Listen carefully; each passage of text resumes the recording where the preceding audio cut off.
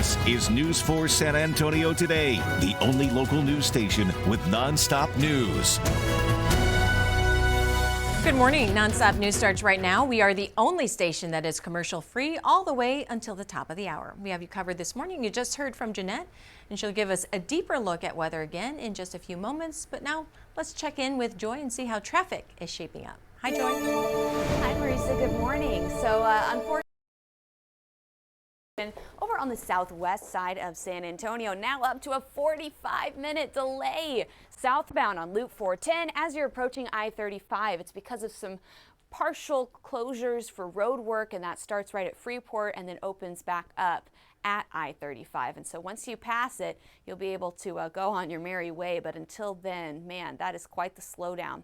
Over in the downtown area, we also have some work happening on the upper level of I-10. That's eastbound between Culebra and Frio. We also have some work happening on the upper level of 35 as well. And so we're starting to see that slow us down a little bit as well. And then tonight, this starts. We've got a big closure of Loop 1604 and I-10. It's going to look a little bit different every day, but starting tonight at 9 p.m., we've got both directions of Loop 1604 shut down and I-10 doing alternating closures. Then tomorrow night, Saturday night, westbound 1604 will open, but eastbound will stay closed, and both directions of I-10 will shut down. Sunday's going to look the best. We're going to have the westbound lanes of 1604 open, eastbound lanes closed, and alternating closures along I-10.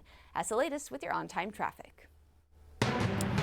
In Allen at the live desk, we are following some breaking news. Reports of a structure fire coming in just north of downtown on Viendo Street near Catalina Avenue and Santa Paula Avenue. This is just west of Interstate 10. Our crews are on the scene now. We are speaking with the fire department. They just said that 2 people were burned in this fire when it first broke out this morning. The firefighters did put the fire out, but they say that those victims had about 20 to 30% of their bodies burned. They've been transported to hospitals. More than 24 first responders are still on that scene. They told us that an arson investigator is also there to, kind of figure out how this fire exactly started. Again, it broke out this morning and 2 people are on their way to the hospital this morning. Of course, there's a lot of people that live nearby, so they are hoping, this fire doesn't spread as they did get it put out. So that is some good news. That is the latest from the live desk. Emma, thank you. New this morning, a woman is in the hospital after being hit by a car on the north side. This happening around 3:30 this morning on Sir Winston Street near Blanco Road. Police say the driver was pulling into a parking lot and didn't see the woman standing in the turning lane. The woman was taken to the hospital with a possible broken arm. The driver did stop to help and is not facing any charges.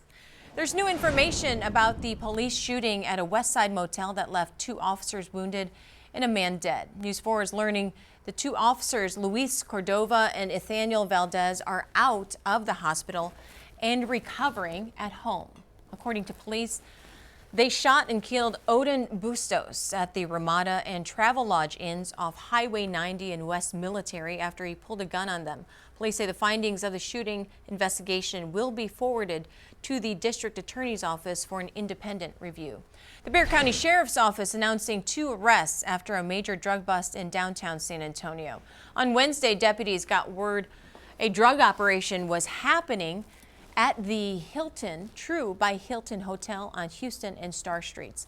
Authorities staked out the hotel and saw things going on, which looked like drug trafficking. A warrant issued and 2 hotel rooms were searched. Deputies found 10 kilos of meth cut with fentanyl. Yolanda Ponce and Tomas Hernandez Jr. were arrested in connection. The drugs have an estimated street value of between $500,000 and $800,000. Younger generations will splurge more on Halloween candy than older folks, and mortgage rates fall for a second straight week. Jane King is live at the New York Stock Exchange with those stories and much more. Good morning, Jane. Marisa, good morning. Yes, some good news for home buyers, potentially those looking to refinance. So Freddie Mac says the average rate on a 30-year mortgage fell to 6.27% from 6.3% the previous week. Now, a slowing job market, the government shutdown, and skittishness about the economy has been dragging mortgage rates lower. Well, Greek yogurt maker Chobani just raised millions of dollars to expand. Chobani is now the top seller of yogurt in the U.S., but it has been expanding into creamers and milks, wants to continue doing that. It's also looking at making acquisitions. Well, over half of Americans said rising chocolate prices are changing how much they dish out for candy this Halloween. A study by the financial services company Empower found a third consider Halloween one of the costliest holidays of the year. And the average American plans to spend $296 on candy and costumes and entertainment. Younger generations plan to spend even more than that, and that's because they say Halloween is one of their favorite holidays. Well, Amazon founder Jeff Bezos predicts by 2045, so 20 years from now, people will live in space and robots will do our dirty work. The world's fourth richest man, whose net worth is right around $200 billion, according to Bloomberg, said work on the moon and beyond will fall to machines. And he also brushed off all the gloom that's surrounding AI. He says history proves new inventions always make life better, not worse. Okay, stocks did close lower across the board. Wall Street is growing worried about bad loans, especially at regional banks. And today we're looking to continue that sell-off. The Dow and Nasdaq pointing down about 300 points. Live from the New York Stock Exchange, I'm Jane King. Back to you. Jane, I don't know so much about living out in space. I'd like to visit. I don't know about living there per se. Well, I mean, I have no doubt it will happen at some point, but 20 years seems ambitious to me. I mean, I still feel like there's a lot to figure out. Yeah, how we're going to get our food. That's a good way to put it. I mean, ambitious. $20, yeah, or 20 years. I mean, that's not that far away. So we'll see. Yeah, we'll see. Thank you, Jane. Happy weekend. Yeah, thanks. Okay, you too. Billionaire Illinois Governor J.B. Pritzker, not a billionaire, or maybe he is, won $1.4 million in Las Vegas. He told reporters Thursday he drew charmed hands in blackjack on vacation with his wife last year. Pritzker, an heir to the Hyatt hotel chain, has a net worth of $3.9 billion. Oh, my fault. Who knew that J.B. Pritzker was worth that much? A campaign spokesperson says Pritzker intends to donate the money to charity, but did not respond when he asked why he hadn't already done so. FIFA says more than 1 million tickets have been sold for next year's World Cup in North America. The highest demand for the tickets were from buyers in 3 host nations, the U.S., Canada, and Mexico.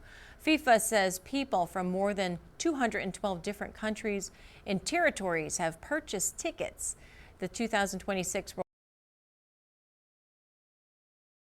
A piece of television history just hit the market. The home featured on the 90s teen drama Dawson's Creek is for sale for the first time since it was built nearly 150 years ago.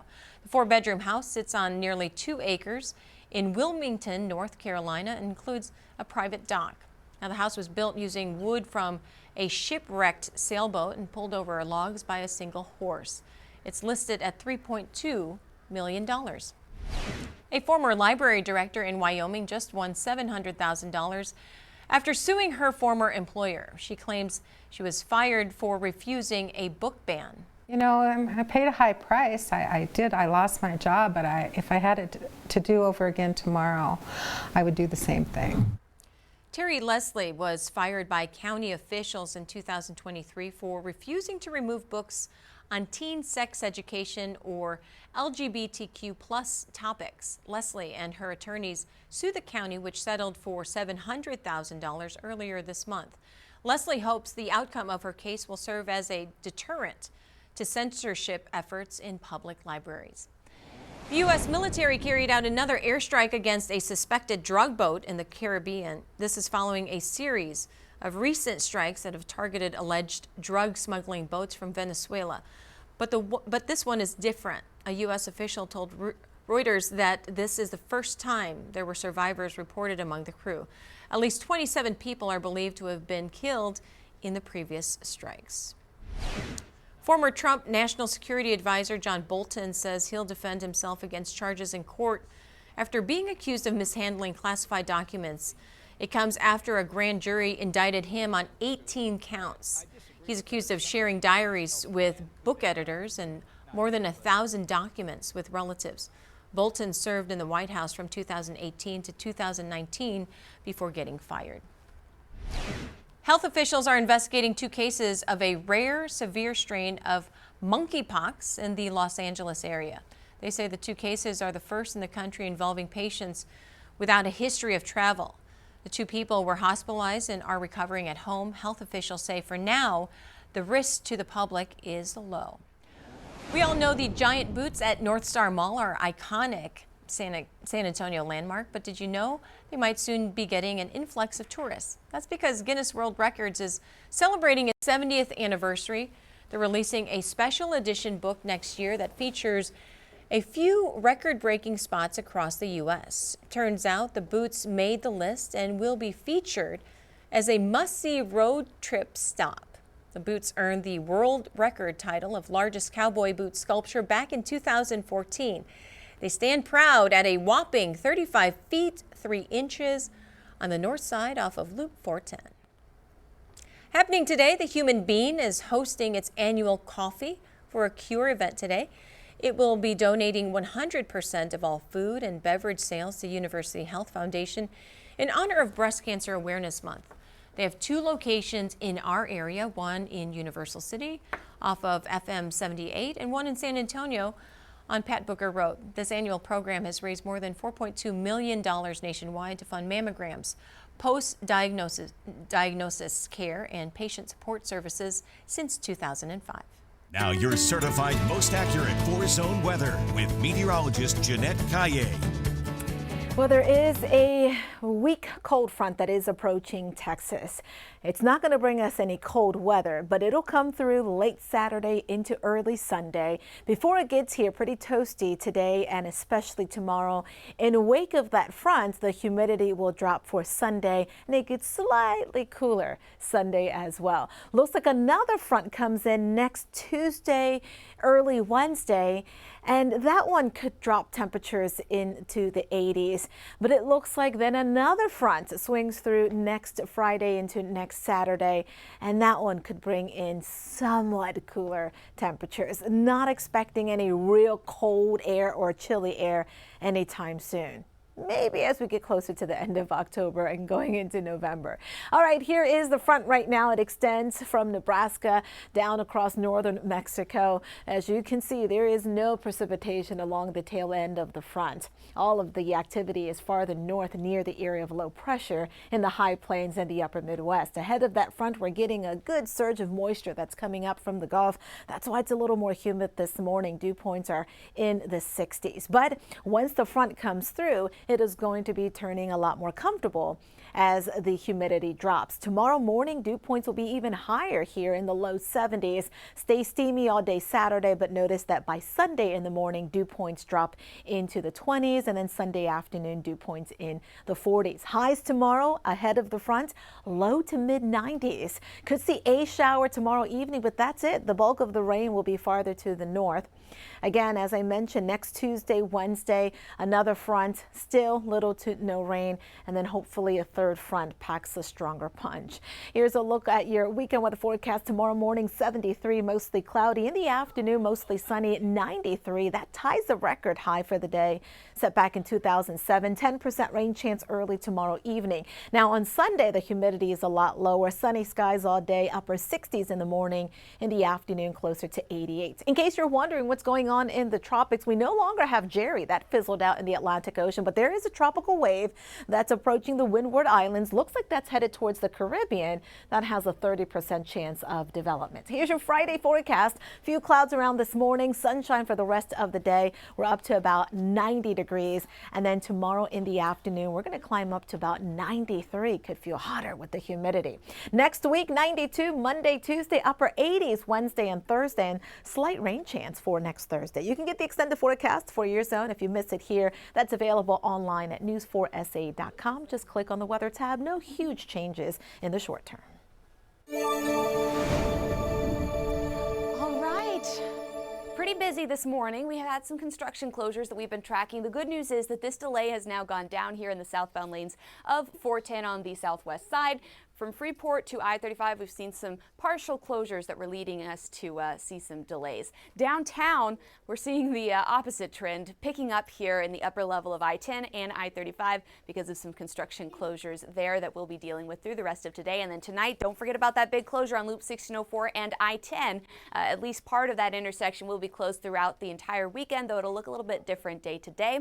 And then we also have a big closure of I-35 starting tonight as well. That's going to be the southbound lanes right at Loop 1604. That's the latest. Emma Allen at the live desk. We continue to follow that breaking news. 2 people are now in the hospital after that structure fire that we've been following live pictures of just north of downtown on Viendo Street. Let's take you to that scene now. This is just west of Interstate 10 near Catalina Avenue and Santa Paula Avenue. Our crew is still on the scene there. We are hearing at least 18 units were on the scene working to put that fire out. San Antonio's Fire Department information officer on the scene, Joe Arrington, telling us 3 people lived in that home. Only 2 people were present though this morning, and both are in the hospital with burns covering 25 to 30% of their bodies. SAFD says the people living inside turned on the oven this morning, and that's when the fire erupted. No details though on exactly how the fire spread, or and we do know arson is investigating. That's the latest from the live desk. Thank you, Emma. You might spot teal-colored pumpkins on people's porches this Halloween. They're not just a festive decoration. If you see one outside a home, it means non-food treats are available for trick-or-treaters with food allergies. Things like stickers, bouncy balls, crayons, and other novelty toys. A global initiative called the Teal Pumpkin Project has been raising awareness for food allergies and promoting inclusion for over a decade. I love that. I never even thought about that, but that's a really great idea for all the kiddos with maybe some peanut allergies or even chocolate. Yeah, I love the color teal. So. Yeah. Well, thank you so much for joining us. We will see you at noon today.